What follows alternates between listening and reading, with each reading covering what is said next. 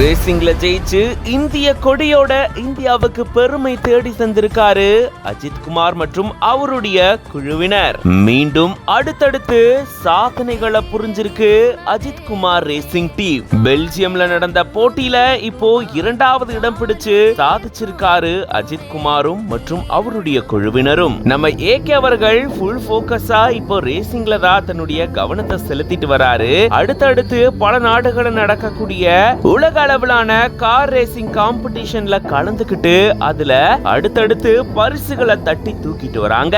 இப்படி பல இடங்கள்ல போயிட்டு ஜெயிச்சு இந்தியாவுக்கு பெருமை தேடி தந்துட்டு வராங்க. அந்த வகையில பெல்ஜியம்ல நடந்த கார் ரேசிங் காம்படிஷன்ல கலந்துக்கிட்டு அஜித் குமார் அவர்களுடைய இந்த ரேசிங் டீம் பாத்தீங்கன்னா ஏற்கனவே துபாயில நடந்த போட்டியில 3ஆம் இடமும் இத்தாலியில நடந்த போட்டியில 3வது இடமும் பிடிச்சு சாதனை படைச்சிருந்தாங்க. இப்போ பெல்ஜியம்ல நடந்த இந்த போட்டியில 2வது இடம் பிடிச்சிட்டாங்க. சோ இனி அடுத்து வரக்கூடியதுல ஃபர்ஸ்ட் பிளேஸ் தான் அப்படின்னு சொல்லிட்டு ரசிகர்கள் கொண்டாடி தீர்த்துட்டு வராங்க.